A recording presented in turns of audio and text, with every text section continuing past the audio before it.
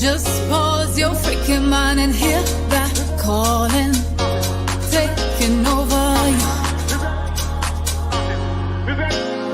Wanna feel it, your vibration, hear your screaming liberation, but keep it low, keep it low, keep it low. You know you gotta keep it low, keep it low, keep it low. Don't you let that know we can let it go.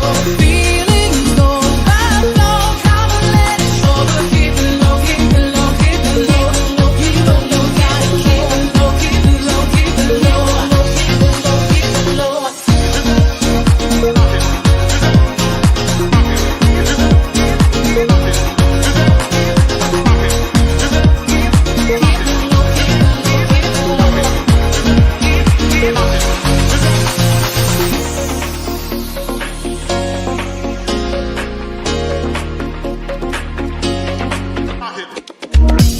At times it feels like you're not gonna make it.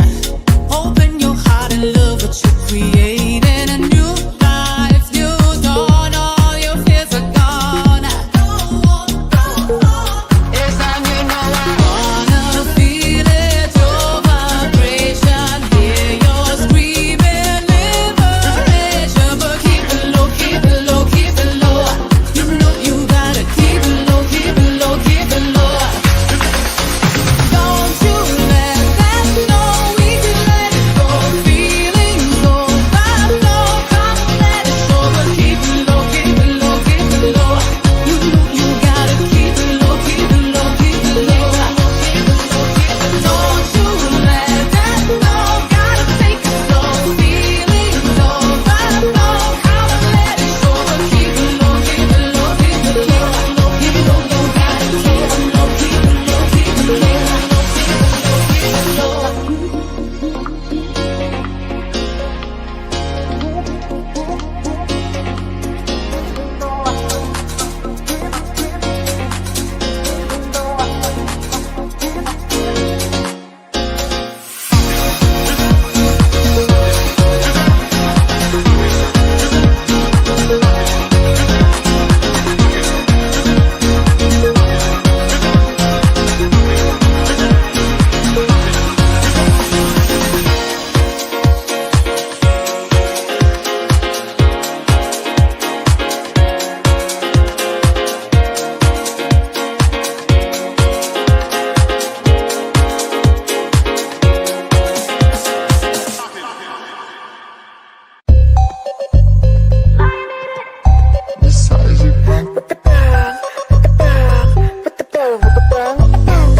I'm the illest, rolling up like I already did it. With the subs up, you better listen. Coming up, but ain't no competition. Nah, I ain't tripping. All the boys got 'em moving to my flow. Now the girls got 'em dropping low. Going through the most 'cause they ain't afraid to grow. Coast to the coast, I'ma hit your radio.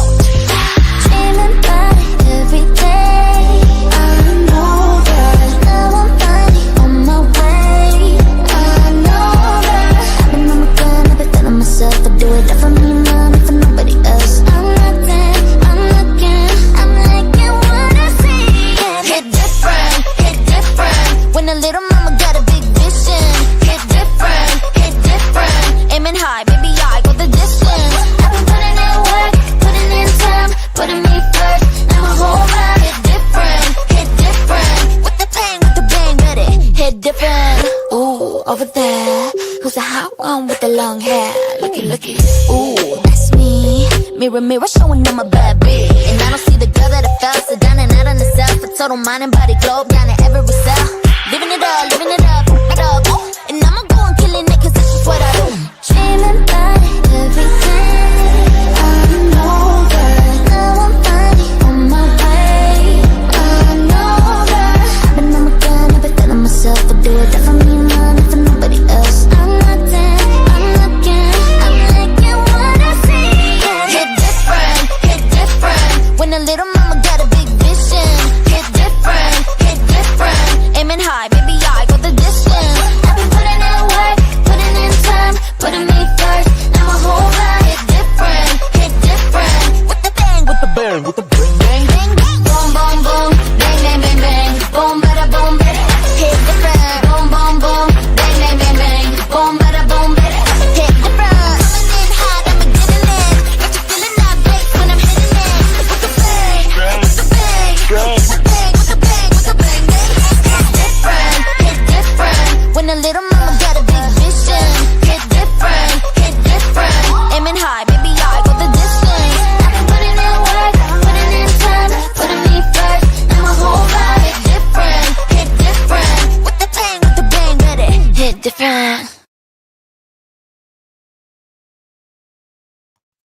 Welcome back to this channel. It's Resident Internet Psychic Medium and Spiritual Advisor, Mr. Grant. I forgot to turn all my stuff on. Whoops! How you guys doing? It's been a minute. It has been a minute. Oh, you guys were here a while ago. Wait, when did I say that? 6:30. What do you want to do? Karen. Oh, Mr. Great. What are we gonna do if they kill TikTok? I don't give a damn about TikTok. I mean, I don't know, find a new app. There's going to be another one. You know there's going to be another one, all right? Or, I don't know, everyone's going to flock over to Instagram. Or it's going to be some real cute, dramatic twist where they flip it around and they go, we changed our minds. But it's not, the world won't end. The world won't end. And, influencers will find a new platform and everyone will follow them over there. And we'll go back to normal. It's my birthday, and watching your live is the perfect cherry on top to my day. So good to see you. Happy birthday! Happy birthday! Oh, what do we need to? Do we need to? I mean, I sing when I think no one is listening to me. Actually, when I think no one's listening to me, I can sing my ass off. Not gonna even lie, but when I have an audience, suddenly I forget notes. And so I'm still working on that part of my journey, but I would sing to you if I wasn't so scared to do so. But happy birthday, sweetie. Nina says, okay, so last week I fell asleep here while I was waiting for your live and had a weird dream about you. You were waiting for my live last week? Okay, so by the way, if that ever happens and you're waiting for me to go live and I don't show up, there will be a video that'll say no live tonight. So I always let you know if I'm not going to be streaming, right? So go to my channel page and check to see if there's a video that says no live tonight. And then that's how you'll know if I'm not coming on. But you had a weird dream about me? Okay. Then I woke up and saw it with Consult. Oh, I should have just read the whole damn thing. My bad. For the night, so I was kind of amused by that dream. Well, what was the dream? Was it spicy? Yay, so excited. So happy to catch you live. Welcome, Heather. I don't think I've seen you comment before. Are you new here? Arcana says hi. Hello, finally caught you on time. I'm here. Flower fairy girl. Hi. Free reading, please. New subscriber. Well, it depends on what kind of reading you're talking about. If you want me to read you for filth, I can do that. Do you think the TikTok ban might actually happen? And if so, is it Age of Aquarius related? No, this isn't related to any. This is just them doing shit, right? So like, I always like to say to people, like, not everything has a spiritual meaning. Like, we will apply meaning to all of it, but sometimes it's just shit happening. Sometimes, like, I think this is just shit is happening. Now, there will be new social media, but it's going to be like replaced. We have to remember too, social media follow, and this is like not psychic. This is just like how it works, right? Social media follows a cycle, and things cycle in and they cycle out, and they cycle in and they cycle out, because it's all big business. Businesses cycle in and they cycle out, and they cycle in and cycle out. And here's the thing, when businesses are doing really, really well and they're making a lot of money, and they're based in countries where it's really hard to collect taxes from it, suddenly they become a little problematic, And I think that's honestly, it's just what we're seeing here. If it was like a situation where they could take the money from them, like think about like Meta and stuff like that, where they're like so wound up in the government and kind of stuff. I don't think it would be that big of a problem. If it was a US based, it wouldn't be a problem. This is like a money thing, because they're trying to, like, they're saying if you sell it to a US buyer, we'll keep it. This is a money issue. I don't think it's an Age of Aquarius issue. They just mad that TikTok makes a lot of money. Hey, Mystic. Hey. You guys, have you missed me? I missed you. Also, how have your weeks been? It has been crazy here. My weekend was fun though, because it snowed. It snowed in Atlanta, and it doesn't do that. So there's also probably a very significant climate change problem that's happening right now, but it snowed here on Friday. And when I mean snowed, I mean snow. I mean, like, there was like inches, and it stuck to the ground, because like if it does snow here, we're talking like a couple of cute flurries. They don't stick, and that happens like once every 2-3 years kind of thing. And the last time it snowed, I think they said it was like 8 years ago. It was before I lived here, right? But we're talking like it snowed. There were inches on the ground. It did not melt. And there's still snow out in my backyard, actually, which is a bit concerning considering the fact that it's been like 45, 50 degrees. I don't understand why it's not fully melted yet, but it snowed. And that was really fun. And it was really fun because I got to see a lot of people's like inner child come out when like it happened, because it just doesn't snow here. And so like the schools closed. And so watching like kids go outside, like the neighbors' kids come outside, it was the first time that they got to see snow, and they're having a blast and they're playing in it and they're like running around and like making snowballs and snowmen for the first time. That was pretty nice to see. It was also really nice to see like adults smile. That was like really touching for me, like as an experience, and like watching adults watch their kids play and have fun, and then watching adults go, okay, I'm gonna make one snowball.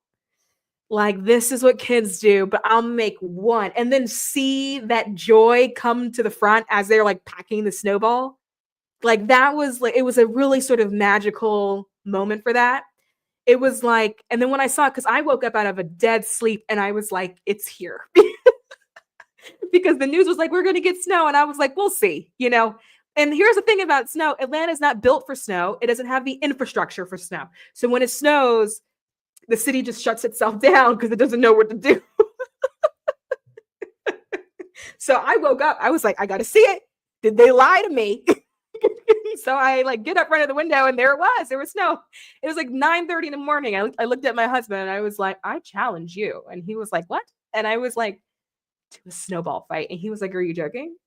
And I was like, I really wish I was. But considering the fact that it doesn't snow here, and I don't know if I'm ever going to have the opportunity to hit you in the face with snow, I'm not joking, And so we did. I was like, you got 5 minutes to prepare. And so we like ran through the house and like changed our clothes and then like ran outside and then started throwing snowballs at each other. And then the neighbors saw, and then they were laughing at us. Right. And then we very, very quickly realized that we weren't children and that we did not have the stamina to run in snow. I busted my ass one time and I was like, I'm done. But this was fun. This was a fun experience. Thank you for entertaining me on this. Let's go inside. Duchess the pup, the Yorkie, that was her first time seeing snow too. She's seen flurries, right? But she's not seen like snow. And so I took her out and she was doing bunny hops. She loved it for about 2 minutes, realized it was too cold for her, and then took her ass back inside. And so it was fun. It was also fun watching people not know how to drive in the snow. That was entertaining. I was like, I would like some eggs. And I was like, we're going to have to go hunt for them, because when I tell you the city shuts down, it shuts down. There was no eggs. There was no dairy. And by the way, when I say snow, it wasn't a storm. It was just snow. And then it stopped. And then the sun came out. It was actually a very lovely day. It wasn't like a snowstorm. And when I tell you, people couldn't maneuver. Like, people were having a really hard time. We had to go get some eggs. There was no eggs. There was no dairy, no milk, right? There were carts pulled off, like on the side of the road with the headlights blinking, waiting for what? I'm not sure. Because it's not like all the roads get salted. I guess they salted some of them, but like, we don't do that here.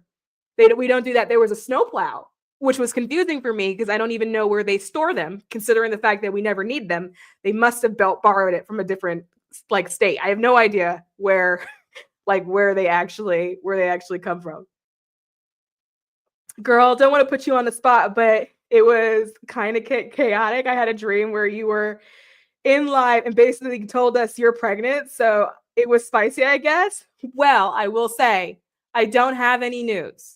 I don't have any pregnancy news. And I don't know, like, I'm very much like, it's one of those things where I'm like, meh. It's that kind of thing. You know what I mean? I don't know. Kids annoy me. Is anyone else like that? Like, does anyone else, like, when kids cry, I want to throw them out a window. I don't enjoy it, you know? Like, I like kids that are like my friends' kids, for example. Like, I like them, you know? Nieces and nephews, I like them. But like others people kids that are not within the sphere, I don't like them. And when I like when I play The Sims, I can't even have like babies in The Sims because I don't like the sound.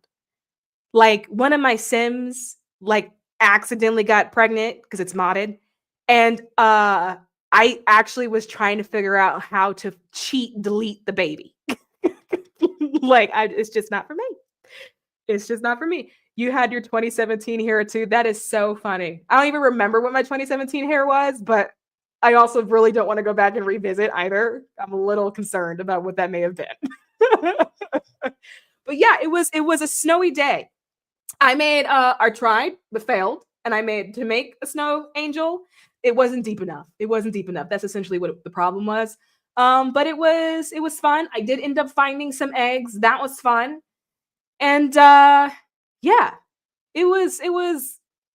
mean, it was fun, but I also do think that there's probably should be some larger climate change conversations, because that also should not happen, and there should not still be some snow in my backyard right now. But like, yeah, we'll let them handle it. We'll let them handle it. I did go. There is a new Raising Cane's by where I live, so like I went for some chicken, right?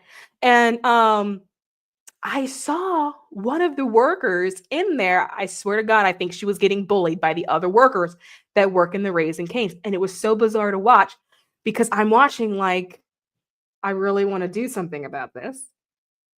I really want to say something about this. But in the spirit of I get to talk shit and then walk out of the store, and then I don't know what that would then do to that person who is then left in the store, because it's like her job. I didn't know what to do. And like the poor girl that was getting bullied, she was like 16. And in all fairness, I mean, these were like kids, you know what I mean? The oldest maybe 21, maybe 22. They all look like they just got out of school kind of thing. But they were so mean. And I remember thinking like, whoa, like the whole mean girl vibe. Like the poor girl, she asked a question because she couldn't forget what was on, or remember what was on one of the tickets. And then one of the girls started yelling at her because she couldn't remember what was on the tickets. And she was like, I'm so sorry. And then that led to them like pushing her and like butting her out of the way. Like she was like working at one of the prep stations. And then one of the girls came over and straight up was like, move. And then hit her with the shoulder bump and like pushed her out of the way. And then another girl witnessed it. I could tell that she felt bad about it, but then like turned away as to like not direct the attention onto her. And then the poor girl that was getting bullied ended up like walking away and then trying to clean something else without like saying. And I remember having this thought of like, because she couldn't have been more than 16 years old. Like, what would I, like, as a grown woman, what would I say to like my 16-year-old self, right? And like, I wanted so bad to be like, you're getting bullied over chicken. Chicken. Like, in what fucking world? like, I don't give a fuck. There is no chicken that is tasty enough to be pushed out of the way for. Not even Popeye's sandwich back during the pandemic when the Popeyes sandwich was sandwiching. Okay. For those of you that are not in the US, Popeyes had a moment. They had a moment. The sandwich went viral. You couldn't get it anywhere, kind of thing, right? I just don't feel like that's worth it. And then I was just thinking about like all the people and all the kids that are like 16 years old. I was talking to my nephew, and he was telling me things that he was stressed about and like school and whatever. And I just wanted to be like, fuck that shit, man. Like none of this shit is important, and like none of this shit matters. And I feel like if I had to give one word of advice, fuck it. Like literally, like all of it. And I remember when I was younger, my sister, the one that passed away, I remember doing this to her, like coming, because she was a lot older than me, going to her and being like, this is happening in my life, and I got all this drama, and I don't know what to do. And she looked at me and she was like, fuck it all.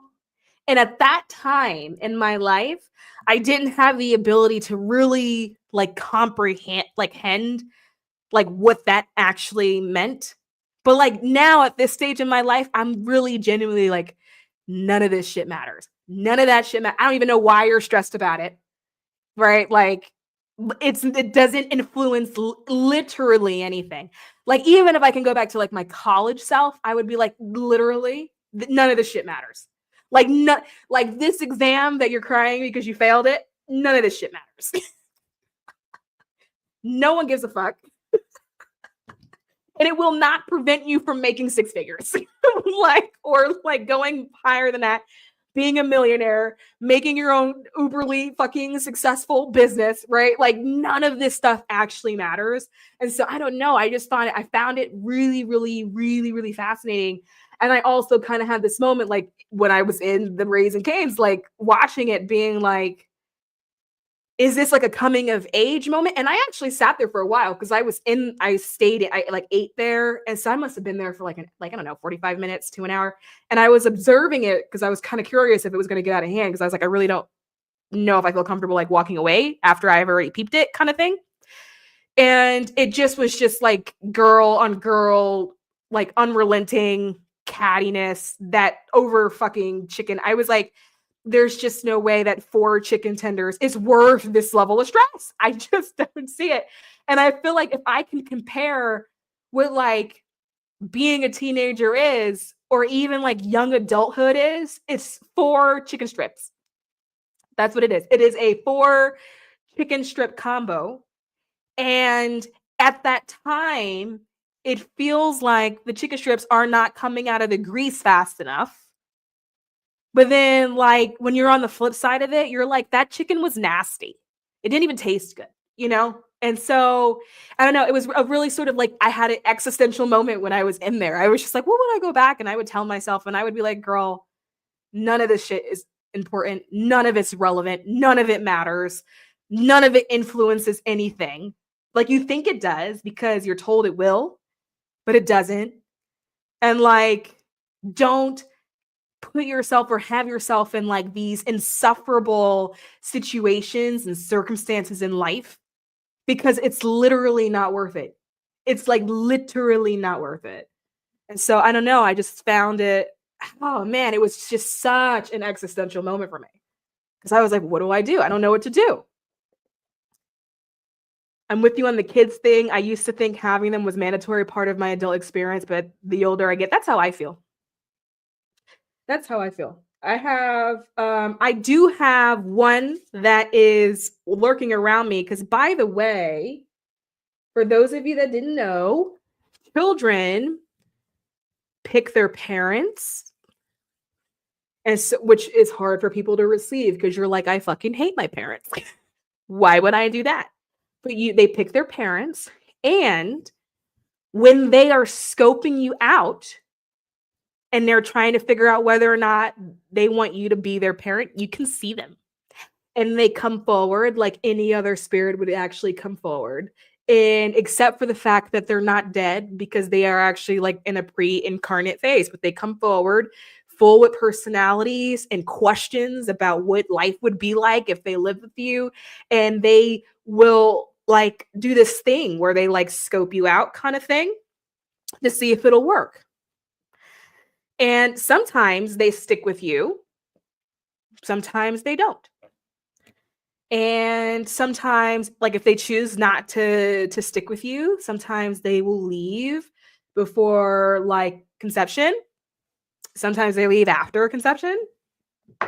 But they pick, and you can talk to them.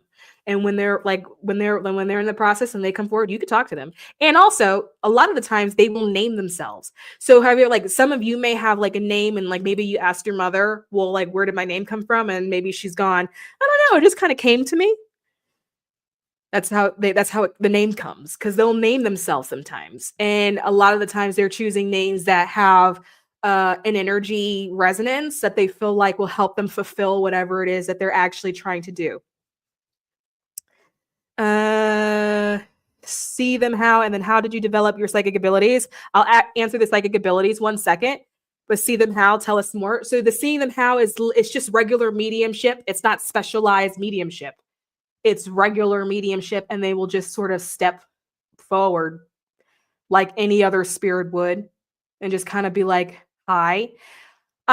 Some women, like, they'll report where, like, before they get pregnant, they felt pregnant, or maybe before they get pregnant, maybe they noticed that they were rubbing their stomach a little bit more, or maybe they felt like, I'm about to get pregnant soon, or like suddenly they're like, I want to have a baby, but it comes out of the blue kind of thing. Like, those are like all signs that they're probably kind of around you already. Sometimes you may have a feeling of having a baby before you're pregnant, and you're like, I just really feel like I would name them this. Like, a lot of the times those are all signs that it's happening, but how you see them is literally mediumship. It's regular mediumship. It's not specialized mediumship. And they have to come forward on their own. So for example, like in mediumships, like let's say you have a dead grandfather, some people will say, like, can you talk to my dead grandfather? Whereas in this particular circumstance, you couldn't say to me, can you talk to my future baby? Because there may not be one, or at least not yet. There may not be one scoping you out at that particular time. And when do they scope you out? A lot of times when you're in a situation where you're likely to conceive. So like sometimes when people end up in a very sort of serious relationship, they'll start to pop around. Or maybe you got a situationship, but y'all be getting down. You know what I mean? Often they may pop around that way too. And yeah, I mean, it's almost like talking, and it's, they pop in as their spirit form, not necessarily as a child. So when you do see them, it's not like looking at a baby. It's not like looking at an infant. Like, I've seen some, and they're like a teenager bouncing around talking about, well, I would want to do this. You know what I mean? If you were my mom, what would you think about this? And I like this name. Do you like this name? Kind of thing. And it's just like a conversation. They're just scoping you out to see if it works. Like, and they'll ask you what you think and kind of and stuff like that. Anyway, I say all of that to say that I have been scoped out, and it was a girl. It was a girl, and I said to her, "Good luck." I was like, I won't fight you, but I'm not gonna help you. And if you make it through, then all right, I'll send you to college. Like, sure, whatever. How did I develop my psychic abilities? Well, funny, depressing story. My sister was murdered. It's okay. I'm fine. It's not a bad question. You didn't ask a bad question. I don't feel bad that you asked the question. It's okay to be curious about subsequent details. Yeah. And so literally that day, her spirit self was like, what the fuck? And then she needed help. And it all sort of turned on like a light switch at that time, because she was like poking at me like, yo, I need help. I mean, it's really weird identifying your sister's body in a morgue, but then she's like standing outside of it and you're like, okay. And that's where I didn't have the answers at that time. I was actually very terrified, and I was mortified, and I was very, I just remember being really scared and like really, really confused and really understand it. But I mean, essentially what it was is that she had unfinished business due to how she died, and she needed help. And so come hell or high water, she was going to make me help her, because she was initially trying to talk to other people in the family, but they couldn't hear her, and they couldn't see her. But she tried me, and she realized I could hear her. And essentially what happened was that she shouted my name, and I had a moment where I went, huh? And then she caught on that I heard something. And then from that point, she was just relentless. Like that bitch. Like this relentless. And she wouldn't stop until I spoke to her, until I acknowledged her presence, until I acknowledged that she was there. And then that sort of sent me on this journey of trying to understand what was happening, why it was happening, trying to find words and language and vocabulary to explain what was happening, and then developing it once I finally did understand what was happening and accepted that. And then I guess eventually just growing it, which happens somewhat naturally over time because, well, you just develop skills over time. You know what I mean? Like if you practice drawing every day, eventually you just get better at drawing, kind of thing. And so that's just also kind of how it works. Laughing my ass off, not good luck. For what? I don't know which part of the live you're looking at. Was it what I just said? Because it damn sure wasn't. But I also don't know where in the live you are either. Yeah, but that was how it happened. It was a year. It was years. I mean, it was a year. I mean, it took a really, really long time.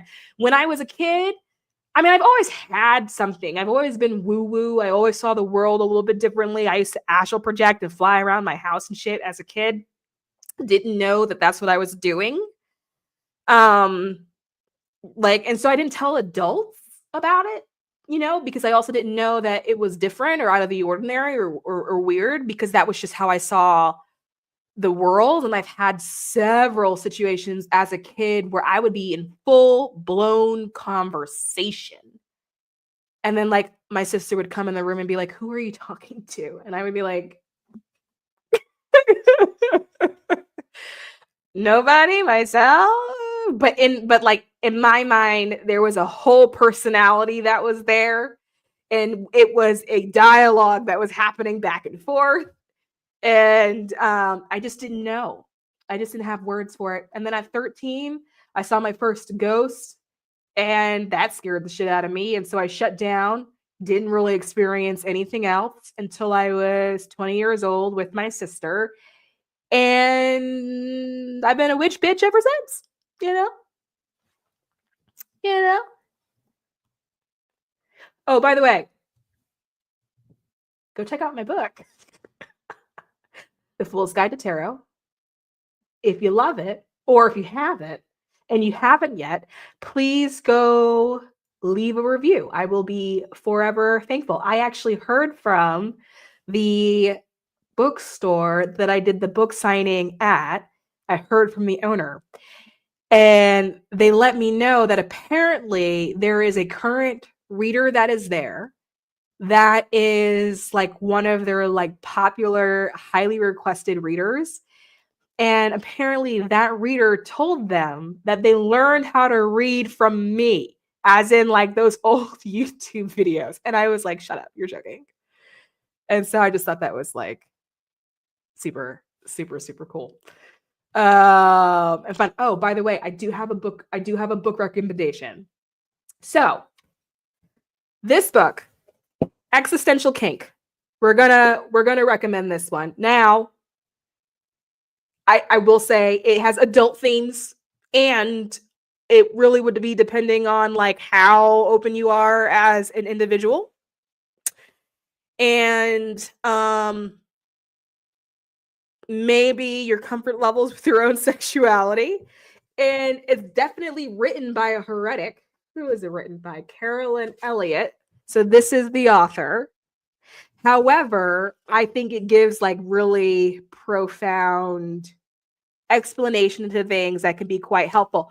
Essentially, what it is, without giving too much away, without spoiling, but why I think it can be helpful is that it teaches you how to recognize sensations in your body that feel unpleasant, and how to recognize them as pleasurable, and how to recognize them as like a form of arousal. So like if you think about things like anxiety, things like fear that we spend so much time trying to integrate the shadow and do all this spiritual work for and different stuff like that. Like if you really think about it, like fear and anxiety is just like the body being in a heightened state. It's in a state of arousal, right? And so it teaches you how to see things that traditionally are looked at as unpleasant as pleasant. That way you can flip a lot of narratives that you have around certain situations that may be occurring in your life and not see them as so unpleasant anymore. And so it requires a little bit of out of the box thinking. Okay. Like I wouldn't recommend this for any prudes. you know, or people that are like really God-fearing, this may not be the one for you. But if you're someone that's like super interested in like what that could mean for you and how that could potentially help, I recommend it. It's called Existential Kink. I really liked it. It really helped me. I really enjoyed it. So, check it out. I feel like I have so many updates because I haven't been on in so long. Have discovered a new technique that I think is working. I have been trialing and erroring it, but it has been really effective for me. And so what I have been doing, because we're still in January, and so we are still in the season of vision boarding that people are doing. And so what I've done, I've already showed you the vision board in the last one. I was like, what if I like create a practice where I am fully focusing on my dreams? Like I have like time built in a day where like I don't care what anyone else is doing. I'm just focusing on me and my big dreams. And so what I've done is I've learned like some drawing techniques that incorporate neuro art and then frequency art.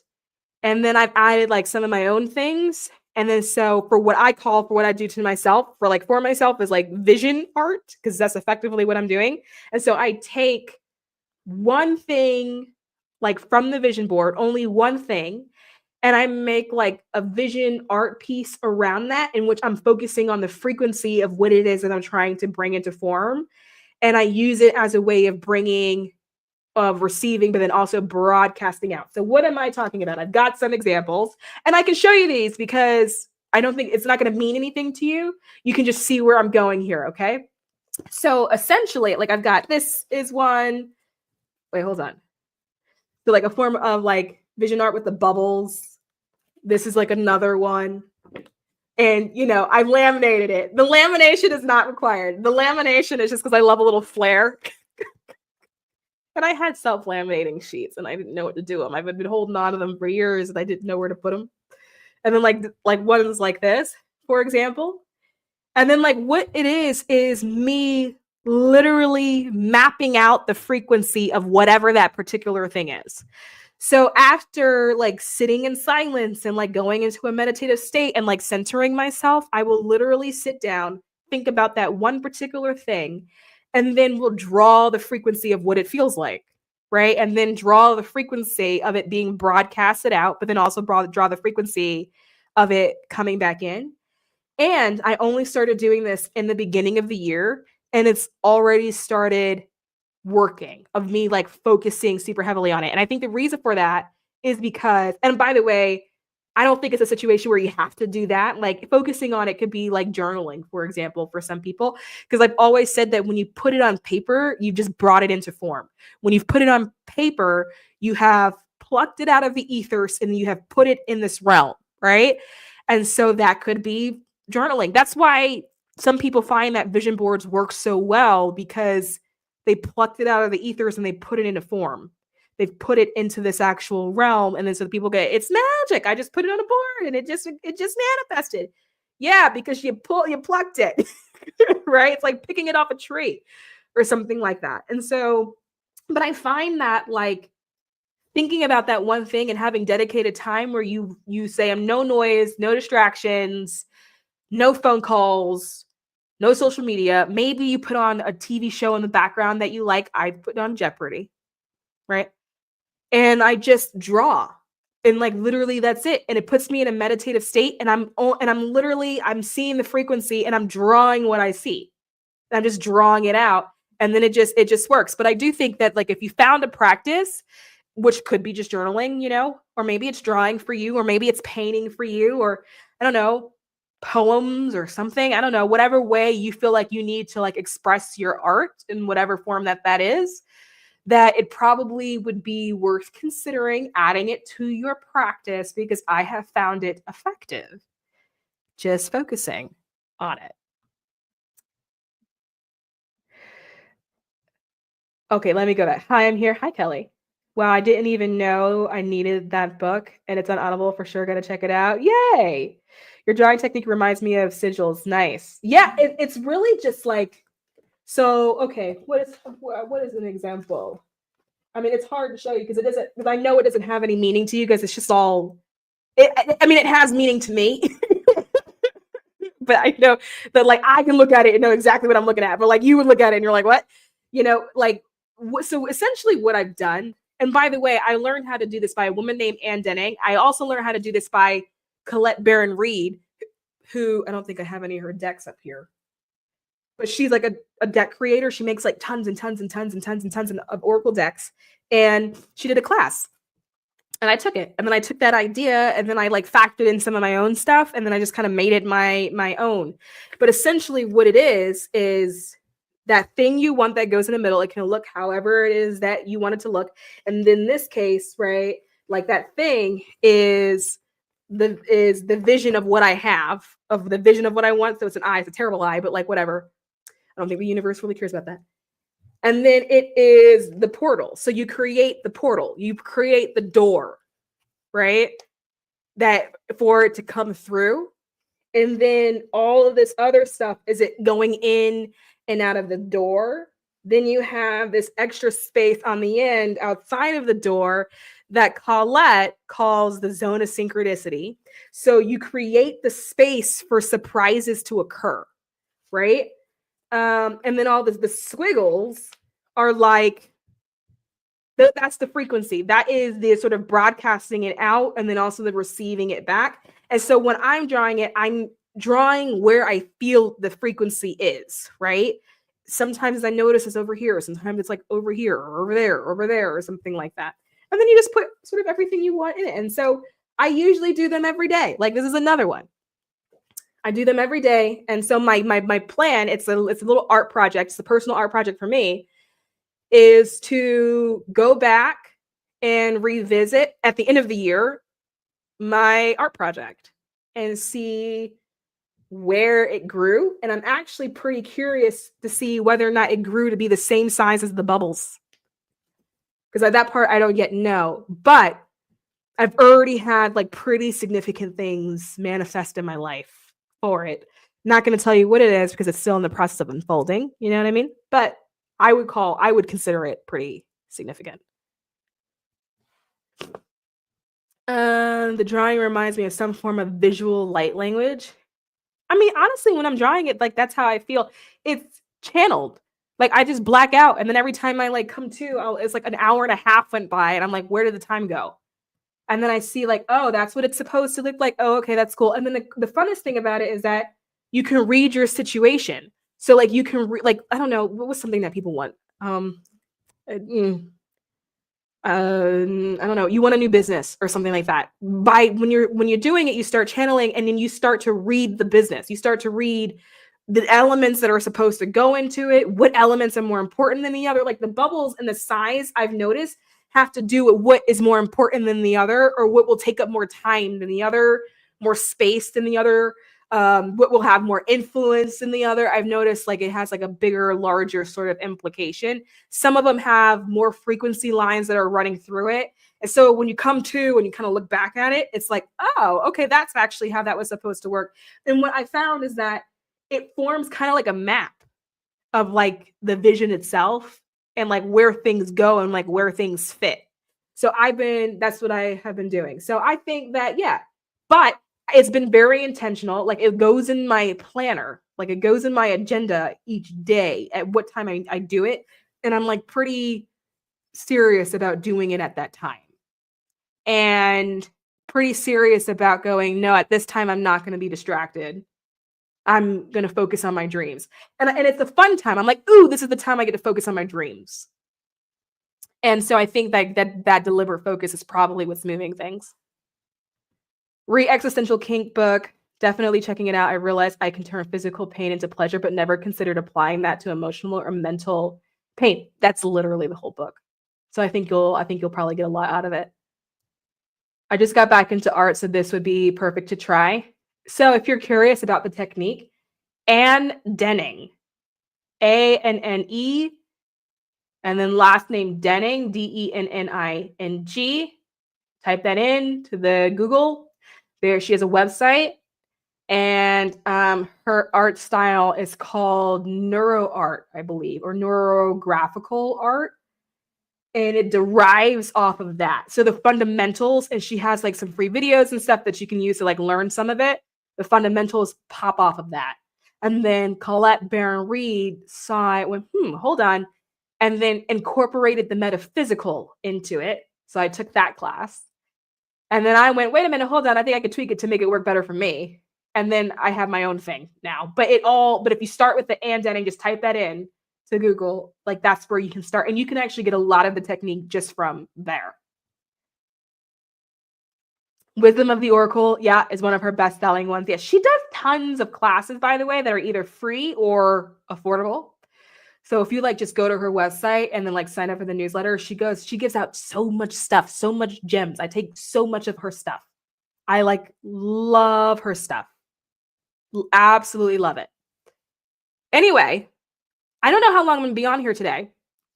I guess I have a couple more 2025 predictions. I was going to do this last week, but then I was like, but today I feel like just so like not in the mood for it. I guess I could just rattle them off really quick. And then if you guys want, we can jump into some Q&A real quick. And then I don't know. I think today was a really long day, you know? It was a really long day. But essentially, in terms of like the rest of the predictions that I picked up, and I don't think it's a lot, but we'll see how that goes. I say that and then I talk for an hour. Okay, so remember Aquarian energy, right? Aquarian energy is the energy of innovation. It is the energy of like humanity and humanitarianism.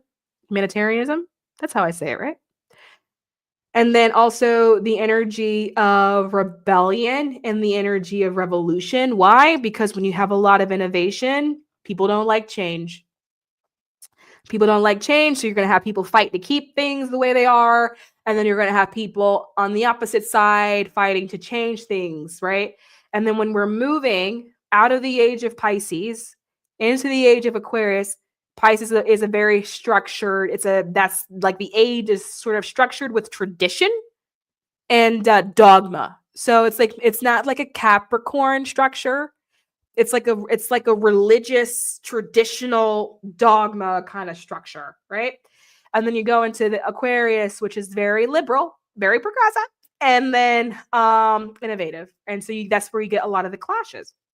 And so it is also, Aquarian energy is also spirituality, or the evolution of spirituality. So the Piscean age is very religious. So we're going to be moving from religion into like the age of spirituality, and whatever that means for people, because people are going to have their own ideas of what spirituality means for them. It's going to look different for everybody. Why? Because it is a progressive age. It is innovative. So it's going to look different for everybody. But some of the things that came through is like with that, you're going to see this newer healing modalities that are going to pop up. Like shit that I haven't yet seen, right? Like you guys are going to be on here like, you heard about that one thing? And I'm going to be like, what? No, what is that one thing, right? It's just going to be new modalities that are going to pop up, and people moving a lot towards like wellness, and then people being a lot more interested in like Eastern, like traditional Eastern medicine. That's going to see an uptick. You're also going to see an uptick in cults, which will be fun, and cult leaders, which will be fun. And the reason for that is because everyone is now looking for spirituality. They're looking for information, and they're looking for someone that has an ability to teach them. And what's going to happen is either the person that's teaching is just going to be an asshole who likes power, and some people get caught up in that, or it's going to be maybe like a newer teacher who's still kind of figuring out what it means to teach. And then they're going to get caught up, right? But you're going to see a lot more sort of rise in cults and cult-like behaviors, cult-like tendencies. And you're going to see it in organizations that shouldn't even look like a cult, right? So some of them won't be like spiritually guided, for example, or like spiritual kind of communities. Some of them like, for example, you may get a nonprofit, for example, that had a really good intention, and it just escalates and gets out of control kind of thing. And so you're going to see a lot of rise in cults because people are going to be looking for new spiritual leaders. One of the issues that we're going to see coming up that's going to be a problem is that there's going to be a lot of like an issue with like false prophets. I think what's happening, I think, in a spiritual community, we saw things leaning in this direction, but what's happening is now it's now leaving a spiritual community and it's sort of going into a sort of mainstream direction. And so the problem is that people who weren't necessarily a part of the spiritual community, who would have been privy to it, are now privy to it when they're not necessarily a part of the spiritual community. And they're going to see the amount of people that are searching. They're going to look at it as, oh, I can fill this business need kind of thing. And then there's going to be like a rise in like false prophets. And so there are going to be people who are going to be like, I don't know, like gurus who aren't actually real, authentic gurus who aren't actually saying things that are coming from a spiritual place, a channeled place. They're not going to be real. So I think that that's something to sort of be out on a hunt for. And I think kind of the way you would do that is just ask yourself, like, does this feel right to me? Does this feel correct? And if it doesn't feel correct, and I always say, even if it's something that I say, if it doesn't feel correct, don't take it, right? Like, don't take it. Because there's gonna be an uptick. And to be quite honest with you, I've already been seeing a lot of it now on social media, people coming through with the, I've got a message from you. And I'm like, that ain't no goddamn message. You didn't get that shit from nowhere. I feel like you just like, that's not real. Like, you're not connected. Like, you're not actually connected. You don't see shit. Nobody told you anything. Like, this is real cute, you know? So it's already a thing that I'm already starting to see. And I'm already starting to see people who are growing like pretty massive platforms who are not actually connected at all. I would say when it comes to like social media, do I have an issue with this? To be quite honest with you, I don't necessarily know fully yet how I feel about it, mostly because a lot of social media is for entertainment purposes. And so is it a situation where they're just entertaining, or is it a situation where they are using it to capitalize off of people who are actually genuinely searching, looking for answers? And so if it's that reason, then yeah, I got a problem with it. But is it a situation if they're entertaining?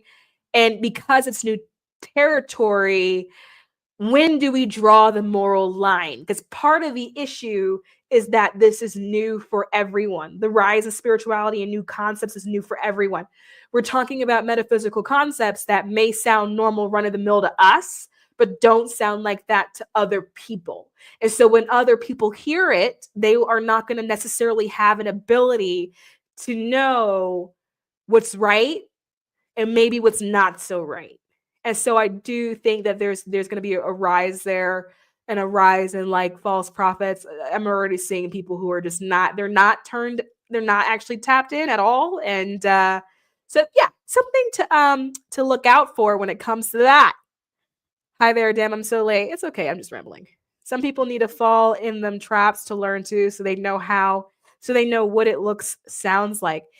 Yeah, that's so interesting, because to be honest with you, I'm not entirely sure how I don't know how I feel about it. It's hard to know how I feel about it because I don't have an ability to regulate the internet. And if I develop a feeling about it, my thought process is, I'm going to be stressed for what? To be able to do nothing? You feel what I'm saying? And so it's hard for me to know exactly how I feel about this. Like, the only thing I really have an ability to do is to like convey the information. But there's a part of me that, like, outside of spreading awareness, there's not a whole lot that I can actually do about it. Nor would I know if I did have an ability to do something about it, I don't even know what I would do about it, you know? So cult religion is definitely on the rise in my country this January, and politicians have been using it for their advantage. Interesting. Because it's going to exist. Yeah, it's just gonna be a thing. It's going to be a thing. And there's going to be cults, and there's going to be mad groups, and people are going to be making mad money.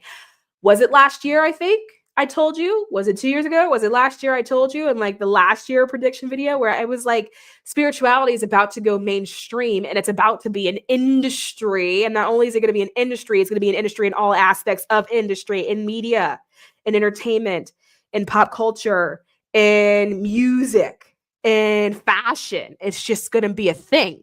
And so because it's just going to be everywhere, people are going to capitalize off of it and they're not going to be actually tuned in, right? Like once upon a time, if you bought a candle, that candle was like, there was shit done to it. There was ritual on it. There was prayer that was done to it. Now you can go into like any Marshalls, TJ Maxx, a Home Goods, and get like a candle that says amethyst on it. And it has no deeper meaning other than using the color purple. And what happens is that you have people who are then searching, who are really looking for answers, who are then buying the product thinking it helps them when the intention in the product was never to help anything or assist anything. Or it was just purple. And someone knew that if you wrote amethyst, people would buy it. And so they made it, you know? And so it's stuff like that.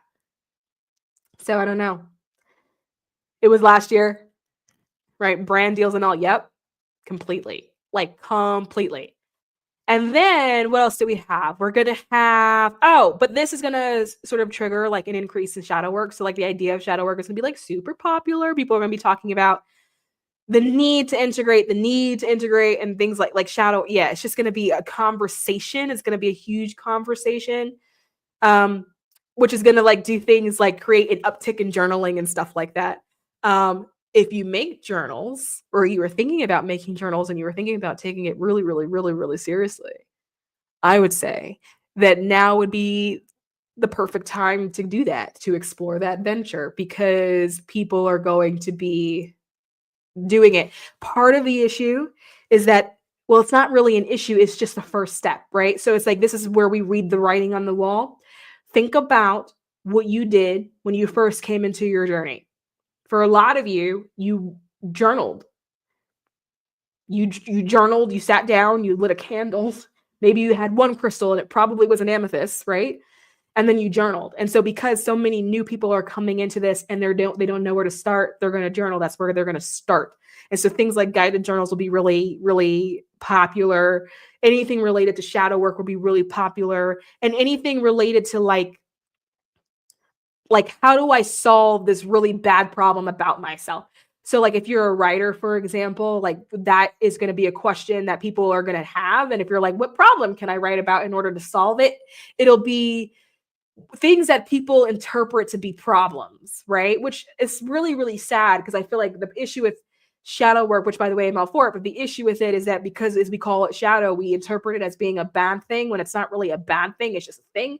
We don't have to assign it a meaning. It's just a thing, you know, but we interpret it that. And so people are going to be looking for tools and guides to help them with their bad things, right? So their unintegrated selves kind of thing, whatever that may mean for them. Oh, you guys are talking. No, I'm late. You're not that late. I'm sure you'll probably become even more popular then, because authentic spirituality is going to be even more craved, I'm guessing.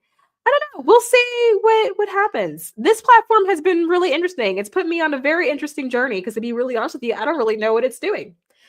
And well, that's I know what it's supposed to do. I do have some foresight into what it's supposed to do.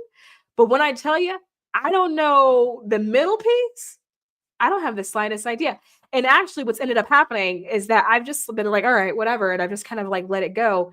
I think I had a period where I was like trying really hard to sort of figure it out. But then I don't know. I got tired and really frustrated at one point. And so I was just like, I'm going to now commit to just loving the thing that I do. And if I don't love the thing that I do, then I just don't do it.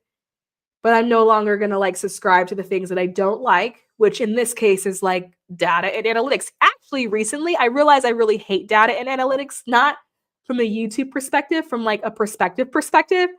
I realized that I just like to create things. I just want to be a creator, whatever that means at that time. It may not be digital or social media. It could be making my little bubbles. and then being really particular about how I put self-laminating on it. And that brings me like immense amounts of joy. And so I just been in the space where I've been like, just do that, and let whatever is supposed to happen. So I'm working on my journaling stickers. So say less, I'm hustling right now. Ooh, that's a great idea though. The journaling stickers. And I don't know what kind of stickers you have, but if you can make, I would say journaling stickers that have like spiritual quotes, or because like that's what I'm seeing, like that people are gonna want spiritual quotes. Like profound, like literally like profound stuff. Like if you can get things from like the Dalai Lama and stuff like that, like profound things, people are gonna be like, oh, this is perfect for the day. They're gonna take it and they're gonna put it at the top of their journal for that day, kind of thing. But beginner stuff, like beginner spirituality, because any of the, if someone interprets it as more advanced, it's gonna go right over the head. Let's see. Oh, the weight loss industry. And I saw it, the medical industry was like, whatever, but like, I mean, there's going to be advancements there, but like specifically the weight loss industry is going to be like huge advancements in technology. And we're going to see like more medicine. So it's not going to just be like the Ozempics. It's going to be like a slew of medicine. And what I'm picking up is that like currently there are issues with like, what's the word? What is the word that I would like to use that I cannot find? Health insurance. Health insurance. So like there's an issue with health insurance, accessibility, and then also supply chain, right? And so it feels like they're working on like new medications that do essentially the same thing. But then there's like an anticipation of like the FDA in the United States being like, no, we don't want to approve this. And so there feels like on the back end, there's like, I see just like labs. And I don't know what the words are, but I see petri dishes and things spinning in some kind of rotation and like testing, a lot of testing of different products. And what's going to happen is just like the market is just going to be available. So like right now you have like things like Ozempic, for example, and it's like hard to get your hands on, and there's like supply chain issues. Like by the time we hit the end of the year, like it's going to be one of those things where it's like, but this is available. And then if the FDA is like, no, or the government tries to ban it, they're going to be like, well, this is available. Like I'm seeing alternative after alternative after alternative after alternative, probably because it's big business. It's a lot of money. And once you hit a gold mine, you're not going to allow a government to figure out how to shut you all the way down. So you're going to be looking for alternatives. And then I also see like in terms of like the technology, like easier ways to like inject new tools or like new pen things, like maybe they're refillable or something, like just newer ways to do it that make it easier on the consumer. And then more things coming out in like pill form, so people don't have to necessarily worry about like injection. I'm seeing it turn into like an industry almost as like how you would think of like Botox. You know what I mean? Like fillers, like it being like it's medicine and it's like weight loss, but like it being so prevalent that like you can almost look at it in the same way you would look at like the beauty industry kind of thing. Like lots of development there. And I also see this then spurring developments and improvements when it comes to different diabetic medication. I'm not sure why that is. I'm not sure if it has to do with all the testing. I'm not sure if it's because losing weight impacts sugar levels, or you know what I mean? I don't know. I'm not entirely sure like what makes them connect to each other, but then there'll be like improvements in diet and diabetic medicine. And then also again, improvements when it comes to things like accessibility to it and supply chain, because supply chain is supposedly a really big issue right now.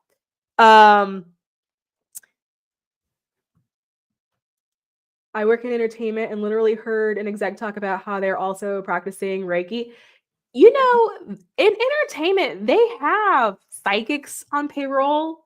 They have astrologers on payroll. They have Reiki practitioners and Reiki masters on payroll. And I do think that like in entertainment in Hollywood that this will be a massive niche, like a massive niche.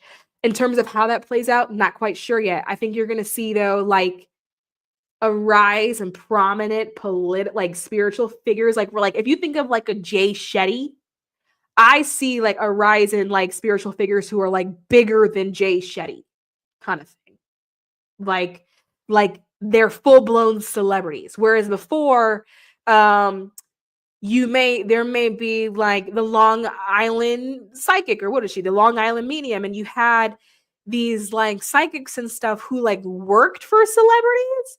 And so they were like a celebrity psychic because they worked for the celebrity, where I see it going into a place where they themselves are the celebrity. So it's going to be a huge sort of switch. And then a lot of people in Hollywood are going to be looking to find people to work with, the ones that are actually like the celebrity psychics, the psychics that work for celebrities, because Hollywood is such a nasty business. It's not balanced. And I question whether or not I would have even wanted to mention anything about this. But when you think about the LA fires, even though people were setting the LA fires, you have to think spiritually.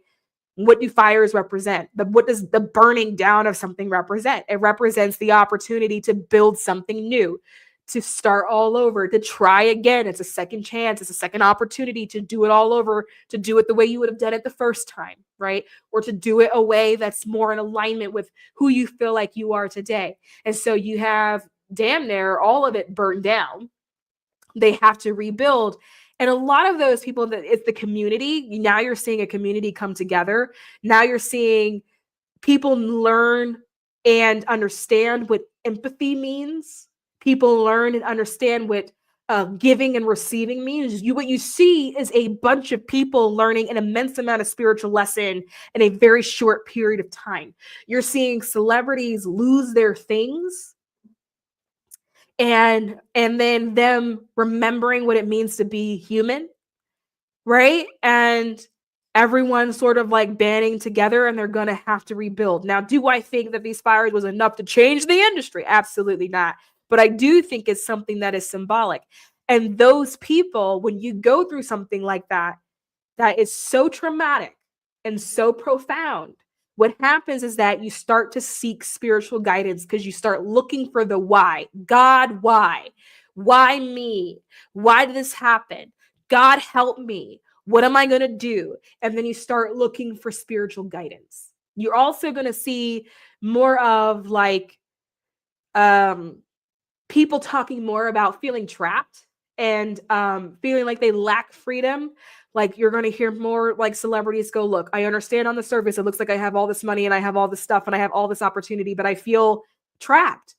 Whether or not it's trapped in the industry, trapped in the contract, trapped in the expectations of what it means to be in the industry, trapped in the expectations of what it means to be a celebrity. And so they're going to be searching for spiritual freedom. They're going to be trying to figure out, how do I get out while staying in, if that makes sense. And so they are going to have people that they go to, their own psychics, their own intuitives, their own astrologers, their own Reiki practitioners, that they're going to be going to, because these Hollywood therapists obviously don't work.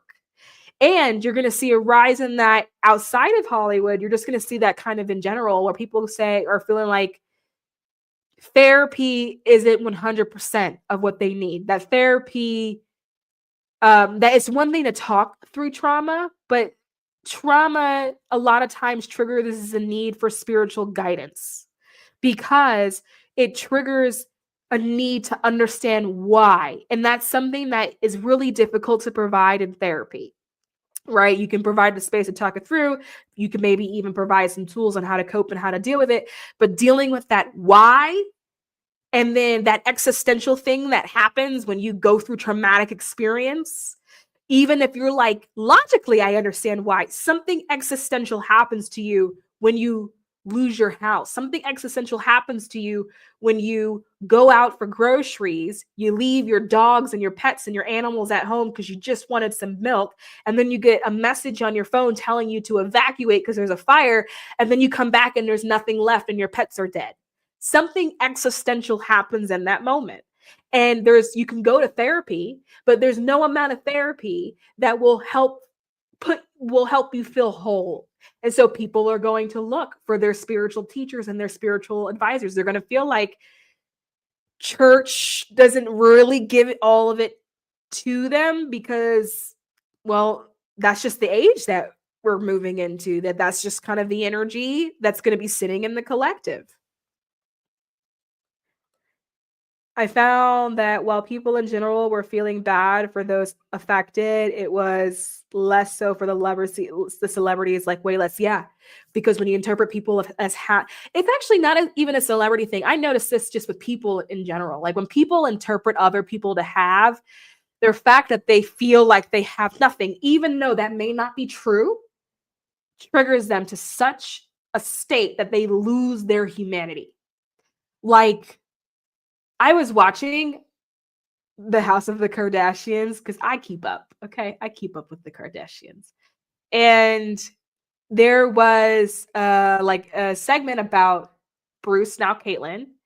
And they were talking about Caitlyn's transition. And there was another person on there who also transitioned, and they were just talking about that journey.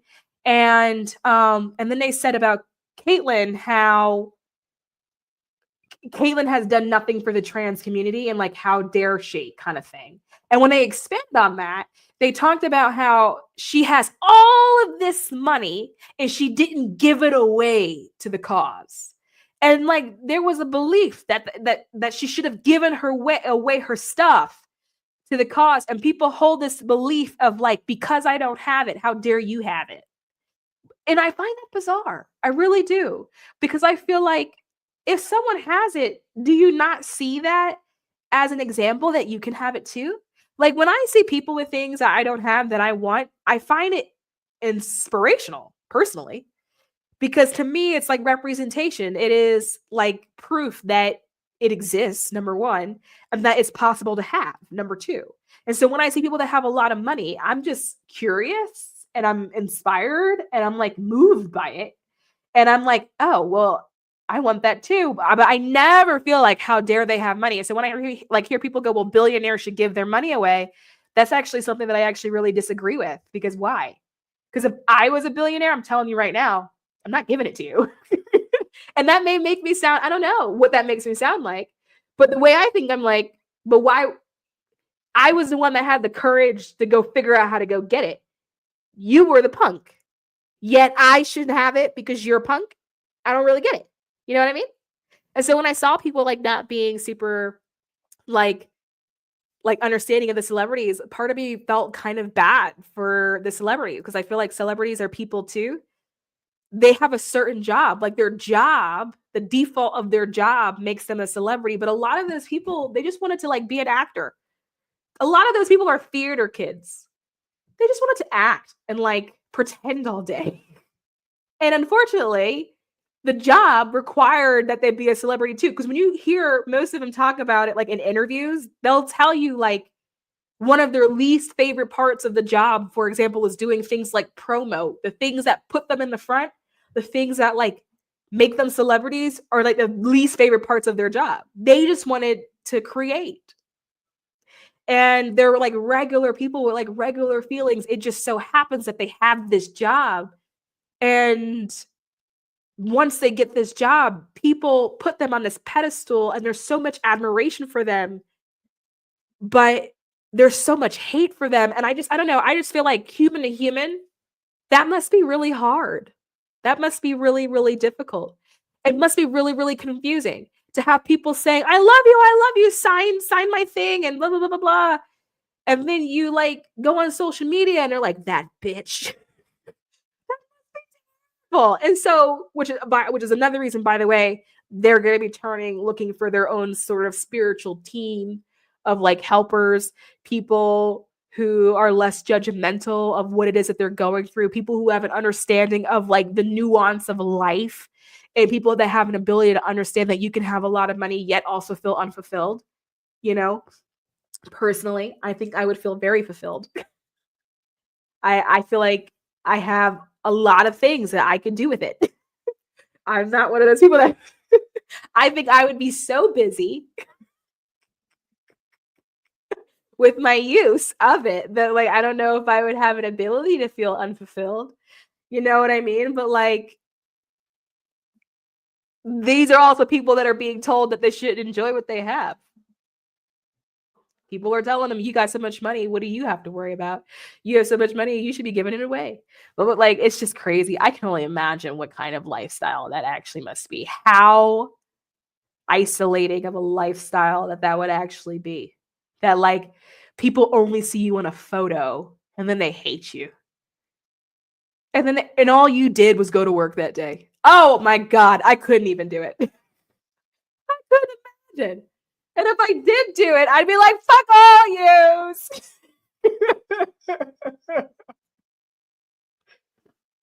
You're totally right, though. I feel like there's a lesson in there somewhere about having power to do something and choosing not to do it. Caitlyn Jenner celebrities shouldn't be shamed. Yeah. I think that's how I feel. That's not for another human to egoically decide when you should learn that lesson, though. Yeah, that's how I feel. I feel like they're just looking at I feel like you're just mad because you don't have what you want to have. And they do. They have what you think that you want. I don't even think that people want what those people have. I think people think that they want what, because if it was me, you know? Because really, if it was me, I'm gonna tell you what I'm doing. We're waking up, then we're resting, which sounds crazy, but I do this thing where I wake up and rest. Like, that's how I start my day. How I got there, I was very inspired by Mariah Carey, because she was like, I wake up when I don't like alarm clocks, she said. And she said, I like to wake up with the sun. I like to wake up with nature. And so when she wakes up changes every day. I was very inspired by that. And so now I wake up and then I rest, right? So I like literally like I wake up and then I rest from sleeping, and which sounds crazy, but I have a lot more energy since I started doing that. And then I would go to the spa, but I imagine that I would be bored doing that every day.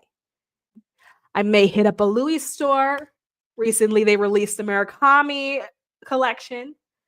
I probably would get one of those, but then I imagine that after wearing it for a couple of days, I may get bored with it, because remember, I can get many of them, right? So it may lose its flair, you know? Maybe I would hit up an Erewhon and spend $26 on a smoothie, but I imagine that the smoothie would lose its flair. So yeah, actually, I may have fun for like a week. And then, I don't know, maybe do a private. I don't know how much do I come into? Maybe I'm just sitting in Delta First. Delta First is nice. And first class. And then I'll sip a little champagne at 10 a.m. because that's what you do. If you get a 10 a.m. flight, and then they give you champagne, and then you just sip champagne at 10 a.m. So I would do a little bit of that. And I'm sure I can arrive at an island somewhere, get myself a driver. I'm sure I could do that. But even then, I can imagine that getting boring after a certain period of time. You know what I mean?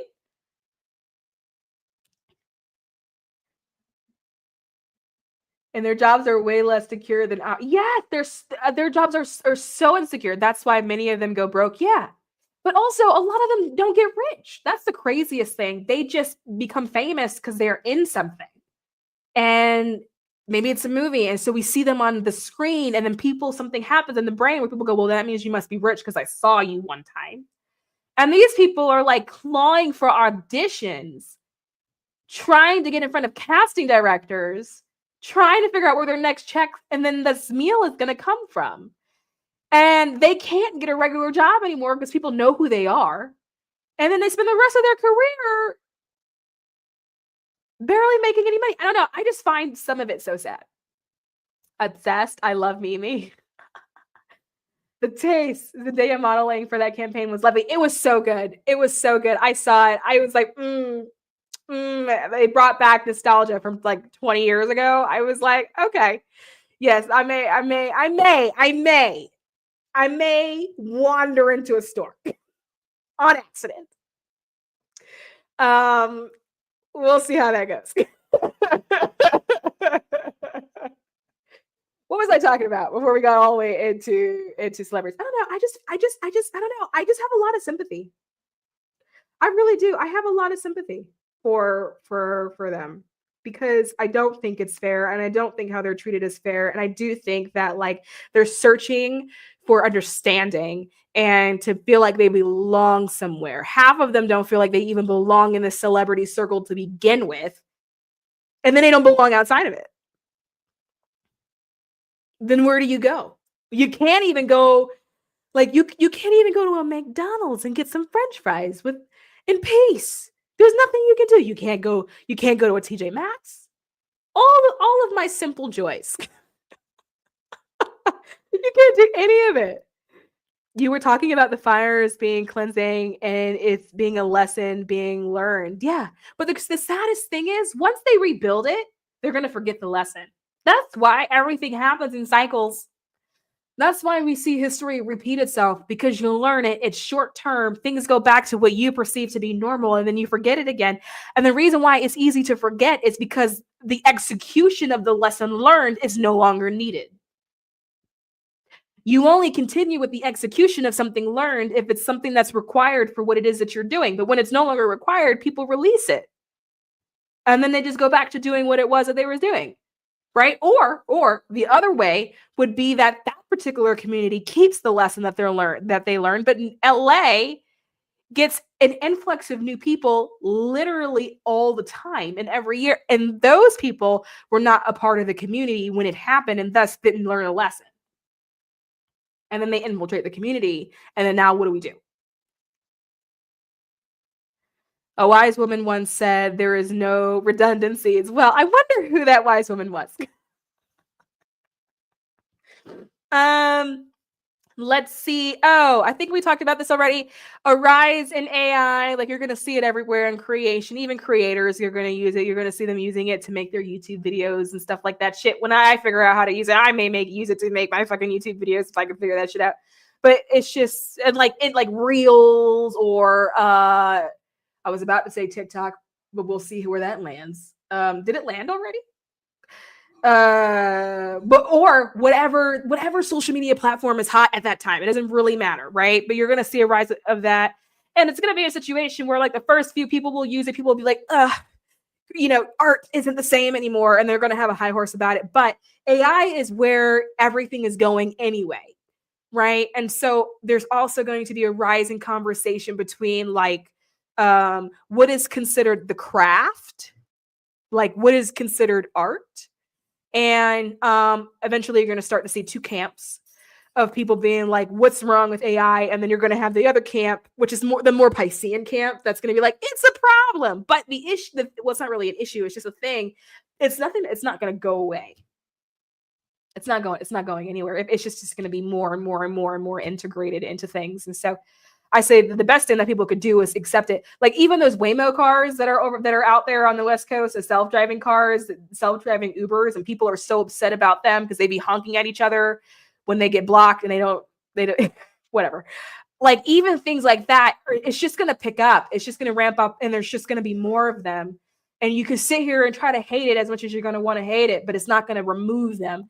And kind of what just came to me was like there was a video that was circulating on the internet about when they said, what was this, 1980 something, I think, when they outlawed drinking and driving at the same time, and people were very pissed about it.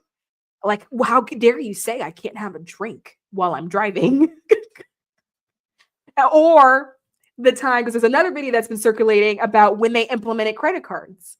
And they went to a Burger King, and then it was like that Burger King's first day using credit cards and incorporating credit cards into the payment structure. And the news was there interviewing people saying, how do you feel about this? And people were like, how dare they integrate credit cards? This is the worst thing ever. People are never going to be using cash. We need cash. Transactions are going to take a lot longer than they need to actually take. Different things like that. This is one of those things that's just going to be added to the list that people are going to be like, AI is such a terrible thing. How dare we use a robot? It's not even a real person. And then like in 5 years, AI is going to be so woven into our society that like, it's like the conversation is going to shift to like, well, what other things can we do with it? right? Instead of what it is now of like, how dare we do all of these things with it? It's going to make everything a lot easier. The thing that I'm very curious about, and it's more so of like, is it a morbid curiosity? Maybe, is about how it's going to affect education, because education, I know that people in academia are not going to agree with this, and you're not going to like hearing this, right?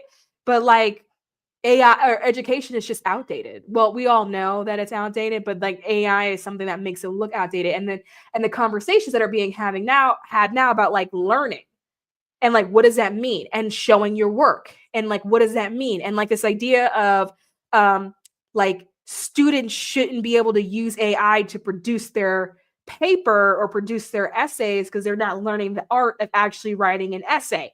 And like this sort of fight back and forth, which is really interesting, because I think to myself, I feel like that's really similar to like the argument about writing cursive, about people saying that like people don't know how to write cursive, or like Gen Z can't write in cursive anymore. But it's like, but they don't need to. There's computers. Like, we don't write anything. Everything is typed. It's not a skill. It's not a helpful skill to learn cursive. That would be like saying to somebody, you should learn how to read Latin. Why? What the fuck is that? Where is that going to get me today? I respect that knowing how to read Latin back in one of the days was an extremely helpful skill. You know what I mean? But like, it's not today. And I feel that way about cursive. It's like not a helpful skill. And so my thinking extends into academia when it comes to like AI and using it for writing papers. People are not going to write papers in the future. The need to know how to write a paper is not going to exist. Like, you're not going to need to know how to do that. And so are we preserving what education truly means? Or are we in this really weird Piscean argument because we're trying to maintain some sort of dogmatic structure that we don't really need to maintain? And then you could say, okay, but it's necessary for like the academia of the country, to which I would then say, well, you know, if you're fighting for the studies in academia and learning, that perhaps you should take the time to then go Google the US literacy rate, because obviously it's not that effective currently.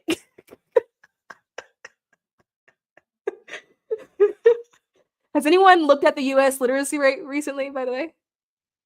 You probably should. You'd be appalled. It's atrocious.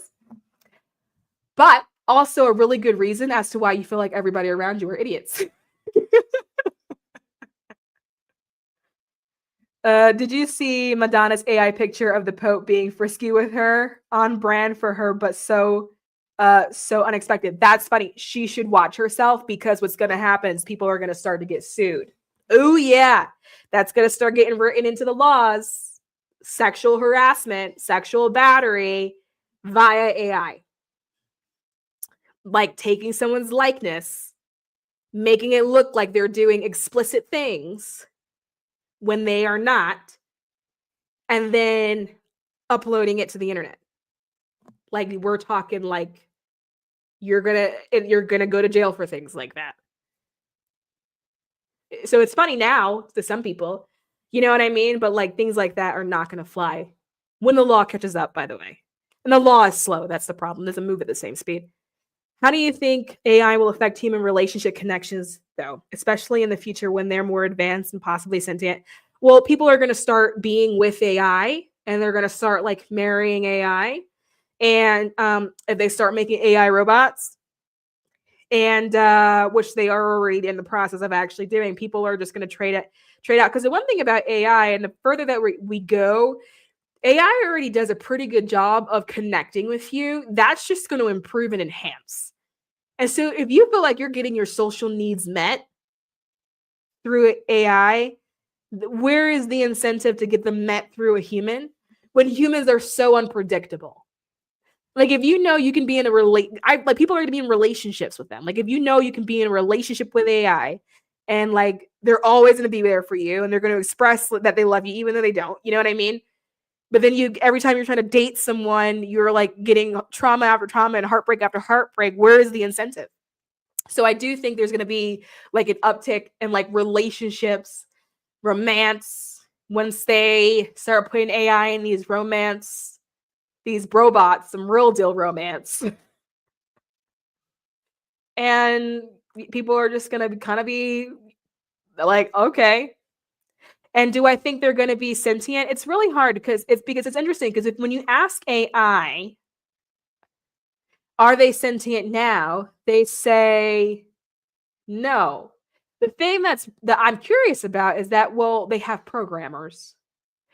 But if the programmer isn't fully aware of what it means to be a sentient being, and a lot of people do lack that awareness, I'm curious about how it would get that programming. I do think it has an ability to be sentient, but I do think it would alter what we view sentience because it's consciousness. It's consciousness in its own weird form. It's a very baby preliminary form of consciousness right now. But what we're effectively doing is figuring out how to take our consciousness, i.e., what we know, and then put that into something. So, yeah, I think if we do that enough, I think we would get some version of sentience.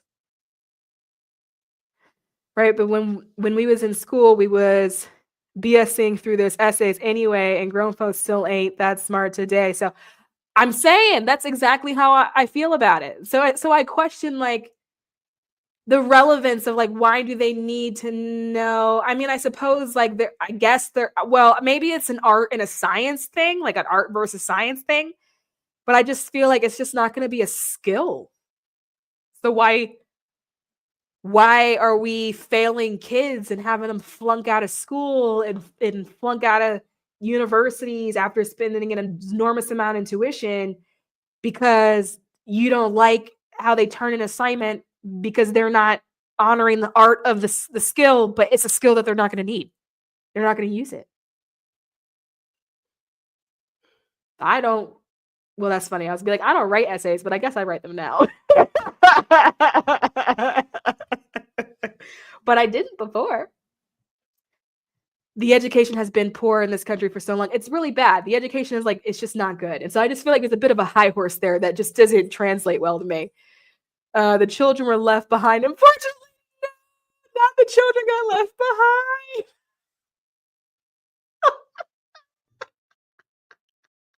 For those of you that are not in the U.S. have a no child left behind policy, which, to be quite honest, I don't remember what it was supposed to do, like the specifics of how they weren't going to leave kids behind. But long story short, there was a whole lot of dumb kids being held back in grades and they weren't progressing and moving forward. And this policy went into effect. And then suddenly they started progressing and moving forward.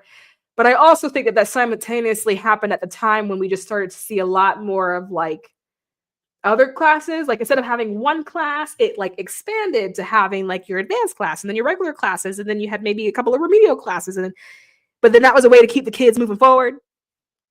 So that's why I'm laughing because it wasn't effective. So frustrating when I was in high school. Before I was really frustrated in high school. I thought it all mattered. That is so cute to me. I thought that every grade I got mattered. I thought my GPA mattered. I thought that anytime I failed something that I was going to be sent to the depths of hell. I was a tryhard. I was like, my life is over because I got all A's and a B. I actually had a whole breakdown once because I got all A's and a B. And it's funny to me now in my grown age, but guess what the B was in? Can somebody guess? It was in PE. An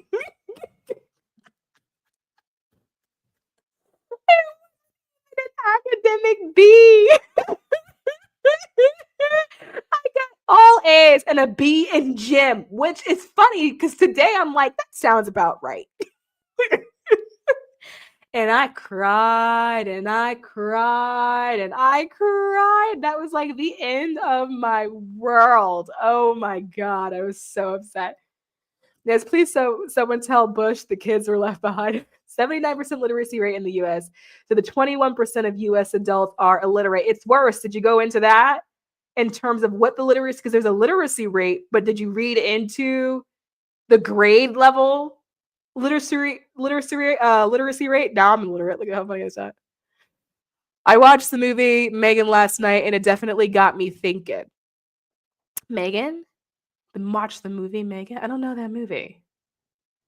The documentary with Megan Thee Stallion? I watched that. I cried a lot. Pluto 8th house, Scorpio, water, energy, and general energy is difficult to master with other people, so that totally makes sense. Well, if we didn't have all these traumas and negative belief systems, intimacy would be natural. It would be so natural. I'm so curious. Do you have any thoughts on the TikTok migration to Red Note? Not really. You guys got to understand, when it comes to me, I don't pay a whole lot of attention to like other people's bullshit. This is I don't know. Now, if I was popping over there at TikTok and like TikTok was a money source for me, I may be more into this, but it's not a money source for me and I'm not popping over there. So but I did see a video today with the Red Note, and then someone posted the community guidelines, like the requirements for Red Notes. And if you read them, they were like, there is no way people are staying on this platform without getting banned, because it's like Chinese socialist requirements, which is essentially saying, without saying the words, no bad or crude behavior. Like, I don't think shaking ass on Red Note is going to go very far. I don't think it's going to go bad. And even if everyone did migrate to Red Note, they're going to ban that too. Why? Because it's Chinese. That was my guess. Shut up. 6th grade level. Yep. It's pretty astounding. Wasn't it around the 3rd grade level? It's so low, like breaks up. There's like a 6th grade level, there's a 5th grade level. Megan Thee Stallion docs was amazing. Oh my God. Her doc, I cried so much watching her documentary. And I also think that she is someone that is such a good example of what happens, like that celebrity, the part of the celebrity that people don't see, that really lonely, isolating part. And she was like, I did all of this success and nobody saw it. Like, her family isn't alive. Her mother is dead. She did it, and her mother was the one that like got her going and put her on and was her manager and was taking care of her when she was like becoming Megan. Oh my God. I cried. I was weeping. I was like, somebody get that girl a hug. Nah, I think it's adorable. The Americans went to a Chinese app and get to talk to the communists directly. Super interesting. Any more feelings towards the upcoming inauguration? No, I'm just gonna watch it play out. I'm just really curious, honestly. I'm very curious about how the whole thing plays out. I mean, I don't think he does 4 years. If he does, we'll see what the nature of the 4 years is going to be. I just find I find it fascinating when there's a collective of people doing dumb shit. I don't literally my response, because I feel like the majority of life I'm observing. I don't necessarily feel so ingrained. A lot of this feels like one massive observation to me, like I'm watching a movie. And so when I see things like that, it's more of a feeling of, ooh, that's interesting. I wonder what the next scene is. Ooh, that's interesting. It's a curiosity. It's not really like, oh my God, shit, what the fuck does that mean? What does that mean for me? What are we going to do? It's not a panic. It's a very separate feeling, like at a distance. It feels like I'm observing something. And so when I see like large groups like this just doing dumb shit, particularly when it's men, I always love watching men do dumb shit. Something about that just really gets me off. I find it fun and I find it fascinating. And particularly men who have a perceived notion of a lot of power, particularly when they're very insecure. I find it fascinating to watch how insecure men use power. I really do. I find it really fascinating. Like, ooh, what are they going to do now? What is the next move? You know what I mean? Because it could be anything. It could be anything.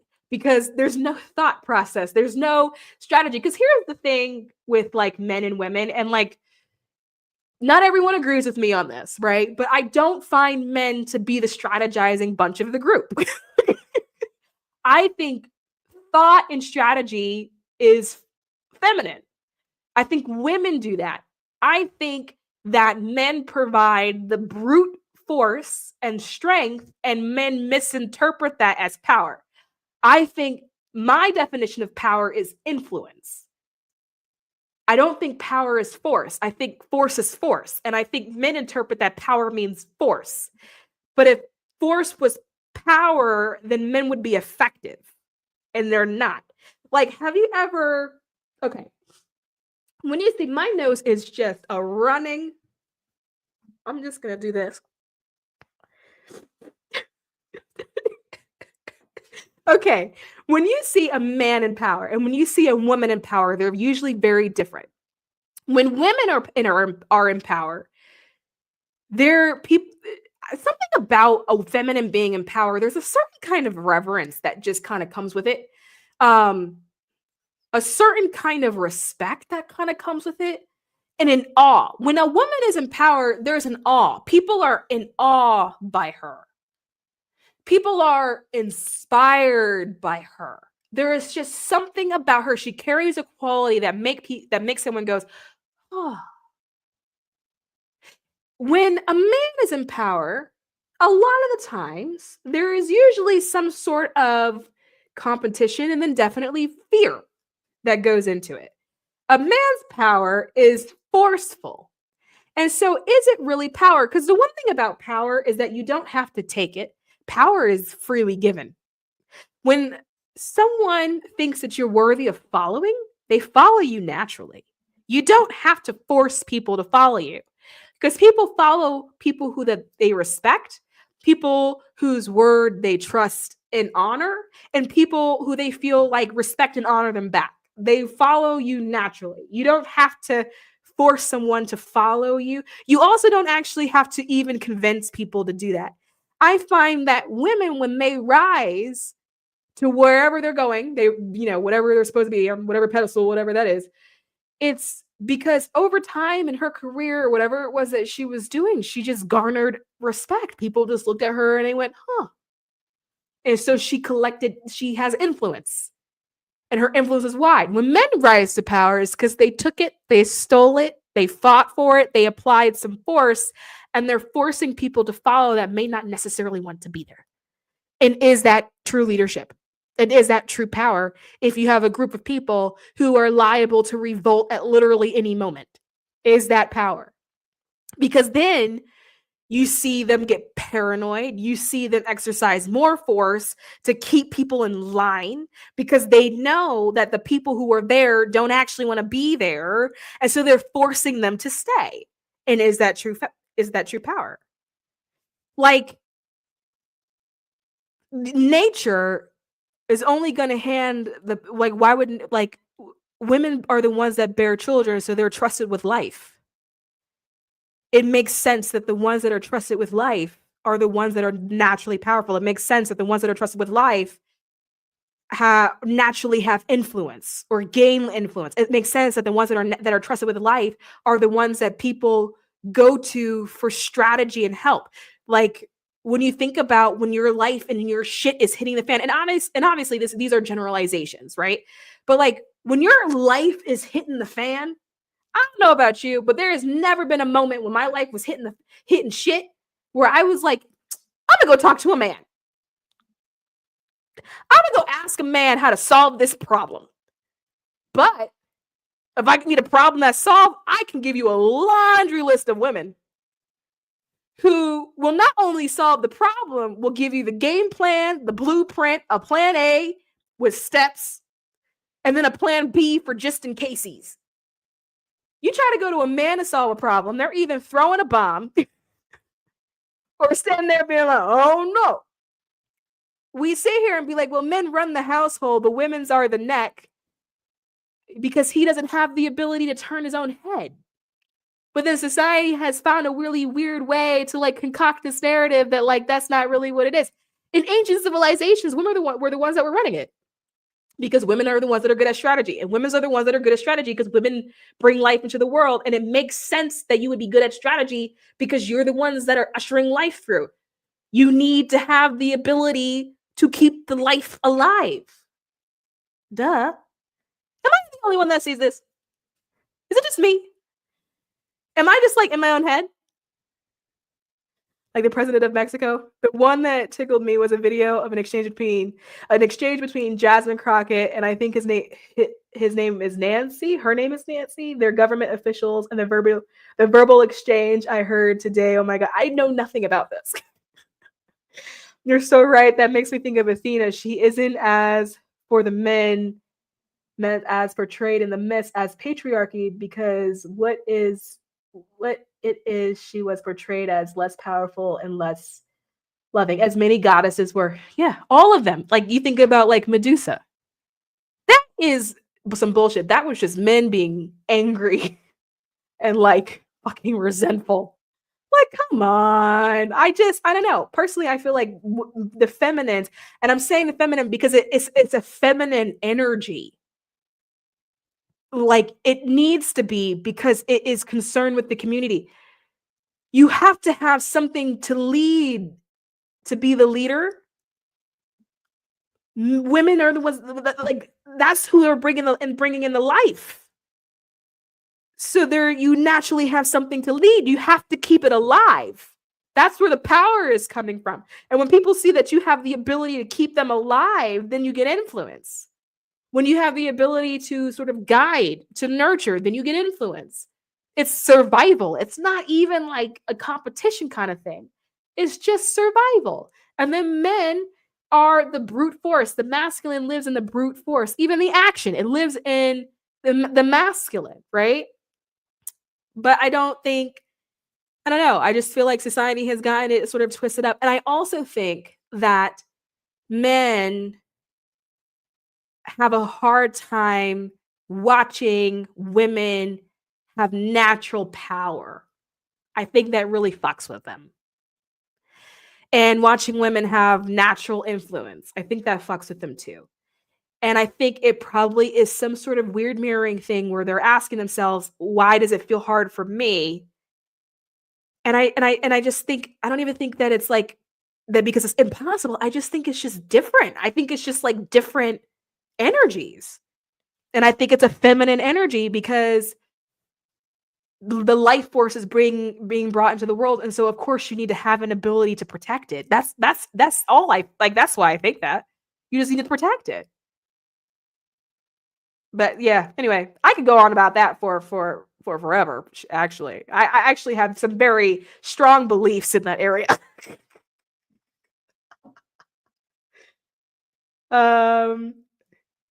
You were right on the point. Thank you, reminding me of this. Gosh, I love being Gemini.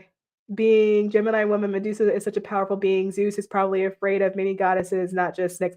I mean, I think it's like peak men being really worried about what women have the ability to do. Because if you have gods being jealous of goddesses and they're a god, then what is actually happening in the male psyche? If you couldn't save a god, then how the hell do we save them? Better have that as our topic in the next slide. Oh, by the way, in a topic of men, I just want to put this out there. I think I said this already, but they are going to start having a hard time this year. And it's just going to be because, like, you know, unfortunately, men, particularly like white hetero men, they're just viewed as the common oppressor across the board for all marginalized groups in all regions. It's just the common oppressor. And so because it's the common oppressor, when people start to feel oppressed, regardless of whether or not that particular white man had anything to do with that at that particular moment, if he's in proximity, he's going to get looked at. So I would suggest highly that they just take several seats for the next 365 days. And what else? Oh, and a rise in alchemy. There'll be a rise in alchemy. And by what I mean by that is just a rise in the practice of alchemy itself, because spirituality is going up. People are going to be like, I hear you with the manifestation thing. but like I tried the love and light and I still don't have the shit that I want. And so what's going to happen is that people are going to turn to try to figure out hands-on, tangible alternatives for how to get the things that they want. And so they're going to be there's going to be like a rise in like alchemy, practicing alchemy, learning new techniques in addition to what people are going to start interpreting as a passive technique, which is like the whole love and light gratitude. Like people are going to get real sick of gratitude, by the way. That's about to be an outdated practice. Gratitude. People are going to be sick of it. They're going to be like, I tried and that shit didn't work. TTT. And also, excuse my typo mistakes, everyone. She's trying to hurry up and get in there. What time is it? Oh my God, I've been on here for that long. Oh my God, it's a long time. Okay, I'm going to go. Why am I going to go? Because the streaming software that I use, if I go beyond 2 hours, it can't chop my videos up anymore. Because I use the AI feature to turn them into shorts. And when it gets to 2 hours, it's like, it's too long. I'm not doing this anymore. And then I got to do it manually. The illuminated alchemical text girlies will emerge. They're going to. Oh my God, it's going to be so cute. It could be you. You could be the girly if it was your thing. But oh yeah, people are going to have so many ideas, so many methods, so many modalities, so many new things. I'm actually pretty excited for it, to be quite honest with you, because it's going to be new shit that I'm learning. Like, oh wow, you can do that too. Like I think it's going to be a good thing. I think it's going to be fun for when it's coming from the people that are genuine. Some of the stuff will be bullshit, which is where discernment needs to come in from, because that's where you're going to get the whole false prophet situation coming in from. But I think overall, I like the idea of the whole sort of spiritual community expanding when it's genuine. I'm fond of that, actually. I think that's a good thing. I think everyone, we can all be in touch and in tune together. The kicker is figuring out how people then choose to be in touch and in tune, because it's going to be different for everybody. So learning everyone's different practices, because it's also everyone's going to have different ideology. And so seeing how that kind of plays out. But it's all stuff that I'm just very intrigued by. Like, again, a lot of this I feel very like observing. I don't really feel so connected and ingrained and intertwined with it. I just feel like I'm observing something new. How cool is that? And so we'll see. But anyway, guys, I'm going to head out. Good night, good morning, good afternoon, based off of wherever it is that you live. I love you. I'll see you next week.